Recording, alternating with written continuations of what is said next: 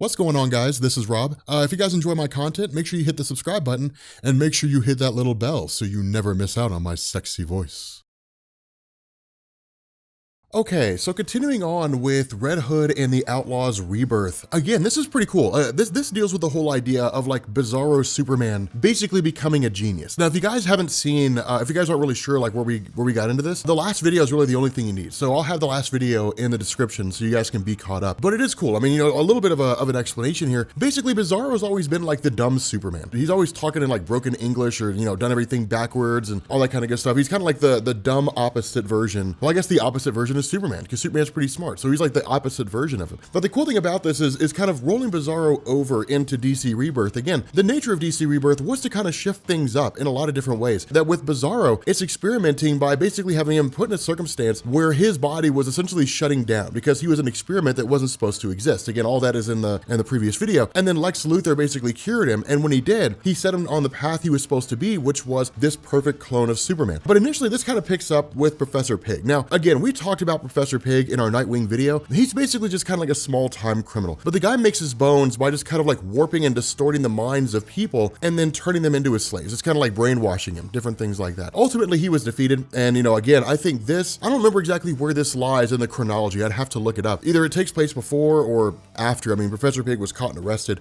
because of the actions of Nightwing, or maybe he got away. I don't remember off the top of my head. It doesn't really matter. The fact remains here that it's basically Red Hood and Artemis responding to the event. Now, again, one thing to bear in mind is they're largely operating in Gotham City. And so because of that, it's one of those things where Batman just kind of gives them a license to do their own thing. And that's the basis of Red Hood and the Outlaws Rebirth. And so because of this, when they show up, what we end up finding out is that Professor Pig's forces were there to essentially like steal a whole bunch of money from the Penguin. And when the Penguin shows up, he's like, hey, thanks Red Hood, I'm glad you didn't steal my money. He's like, oh, but I am though. But like, I am gonna take your money. Like, it belongs to me now. Later, man, and then just bails.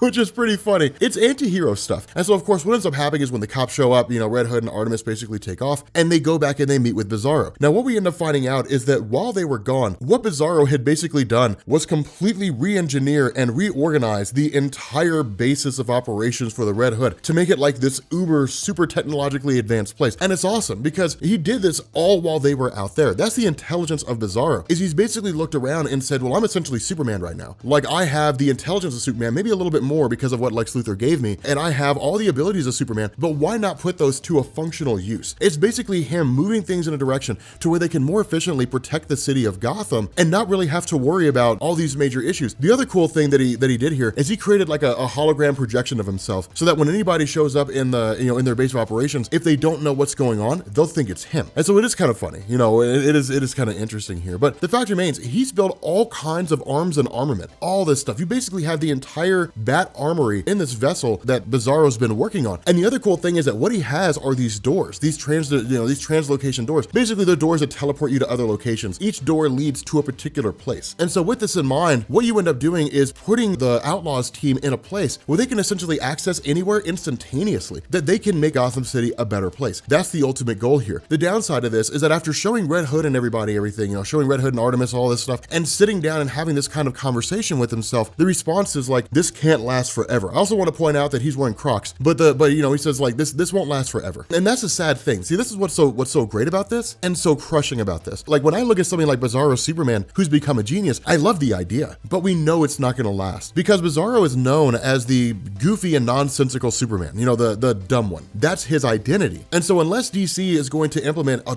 paradigm shift on how Bizarro functions from now until the end of time, he's going to go back to being the version that he was before. Because of that, it is kind of cool, when it comes to this whole Bizarro situation. But what he's also drawn is the attention of the Bat family. And that's why things are interesting, because they're starting to ask questions. What are they doing? Why do they basically have a vessel floating over the city of Gotham? Like, when was this even here? Because it wasn't there before. Bizarro just built it all of a sudden. And so it's like, how do we not know this is being built? Are we that ineffective as a team? And so it is kind of funny because what ends up happening is that as they go and they try to investigate and they try to figure out what's going on, they get a message. And the message basically says, you're probably wondering what in the world's going on right now. But what's going on right now is that Gotham City, like, you guys are not able to affect change in Gotham City, because if you had, Gotham City wouldn't be as crappy as it is right now. And so because of the fact that Gotham City is still crappy, despite the fact that you guys are trying to help fix it, it means you guys aren't actually fixing anything. And so we're going to fix it for you. You guys aren't necessary anymore. And this is kind of cool because again, this is one of the things I always like asking about Gotham City. If Batman was that great of a superhero, superhero, why does Gotham City still suck? It's like the coolest question to ask. Why is it still garbage? Like, you would think Batman would kind of sit down and realize, okay, so I guess I'm not that great of a superhero because the city sucks just as much now as it did when I first became Batman, so maybe somebody else should take over. That's kind of my stance on the character of Batman. Love Batman, love watching him beat people up, but it's always a question that I always wondered. But the other thing is that with Bizarro himself, he begins to kind of experiment or experience like these small little relapses here and there. Now, this is the cool thing about the Bat family. He experiences these small little relapses here and there where he starts to speak back into broken English, so on and so forth. And then as he starts to punch the floor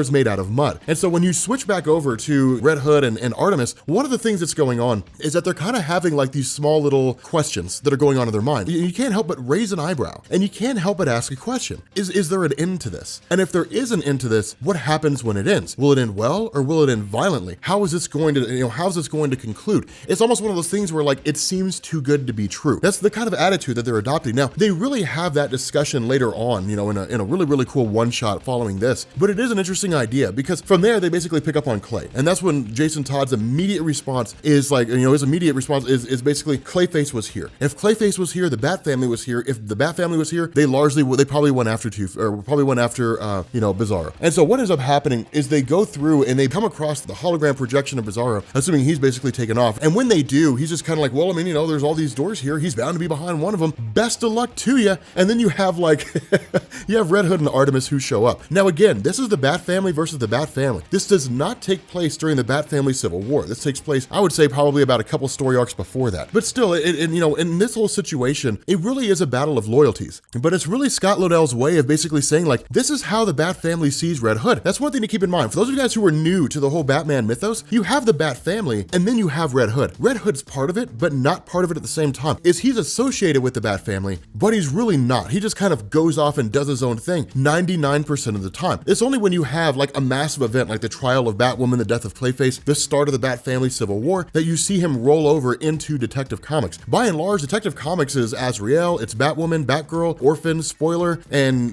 Batwing, and that's basically it. And then Red Hood may or may not be there. Well, I guess it used to be Clayface, but not anymore. And then of course Batman himself. But like that's it. And it is cool because what this kind of indicates is that for all their pomp and circumstance, for all their grandeur of saying we're creating a unified front in Gotham City, the Bat family doesn't really see Jason Todd as a full-on member of their ranks. He's just kind of an occasional guy who's there. Even then, even if he was, it really still is a legitimate conflict because it's basically him sitting down and saying, Bizarro's part of our team. We're doing this to protect the city of Gotham. Whether you agree with it or not is irrelevant. The point is, we're protecting this city better than you guys ever did because the city still sucks. And so, as they go through and they start fighting the various members of the Bat family, it's exactly what we would expect it to be. But then you have Bizarro who basically jumps in and just starts going against all these different members of the Bat family. Now, one thing to bear in mind here is that the classic battle, Batman versus Superman, who would actually win, it's always contextual. That argument, much like this fight here, is always contextual because Batman's I would say he's probably the second smartest man in the world behind Lex Luthor. And then like you have, Superman with all the strength and abilities and so on and so forth. In that situation, I hate to bring up prep time because I hate prep time. I feel like it's a lazy answer to the question of how would Batman beat Superman. And I always feel like people who use prep time just kind of do it as like they're just kind of goofing off. They don't actually mean it. But still, like in this scenario, you go through here and it's like, okay, the Bat family has to train for like the worst circumstance, right? That's the nature of the Bat family. The Bat family trains for like the worst possible circumstance. They train for like the end of the world. They train for all the villains rising up against them at the same time. They train for, Superman showing up in Gotham and trying to conquer it. That's the point. I mean, how effective would they be as a superhero team if they trained for like only 3 bad circumstances? Like, I mean, they wouldn't be very effective because it would be any one of the nearly other limitless circumstances that could bring Gotham City crashing down around it. And so when you're talking about a team that was designed to take out some very heavy hitters, including Superman, Bizarro is really no different. And the cool thing about this is Batwoman basically pops a lozenge into his mouth when he's screaming, and it's designed to convert the air in his lungs to silicone, which essentially suffocates him for a temporary amount of time and shuts him down. Bizarro basically collapses, in the aftermath of all this. You have Artemis and Red Hood who are kind of going off and taking out what's left of the Bat family. And then from there, the question is, what do we do with Bizarro? Because when you're the Bat family, and this is one of the interesting things here, there are people, I was looking at reviews for this story, there are people who argue this is out of character. And it's kind of true, because what they say is we have to call her. And a little bit of a spoiler here, they end up calling Amanda Waller in the Suicide Squad. It's a little out of character for the Bat family. The Bat family plays everything close to the vest, right? Like, I mean, they don't air their dirty laundry. What would have happened under any normal circumstance if this were written by like Tom King or James Tynion is they would have taken them back to the Batcave and they would would have been like, you have to answer to Batman. Like, tell Batman why you're doing what you're doing. What this does is it allows Scott Lobdell to kind of keep that wall. It allows him to sort of keep the Red Hood and the Outlaws family away from the Bat family, to basically say like they kind of stand apart except for the most dire of circumstances. It's actually a pretty smart move. I think it's pretty cool to take that step. But if you guys are new here to Comics Explained, make sure you guys hit the Rob Corps, or hit the sub button to become part of the Rob Corps. If you guys enjoyed this video, make sure you drop a like, and I will catch you all later. Peace.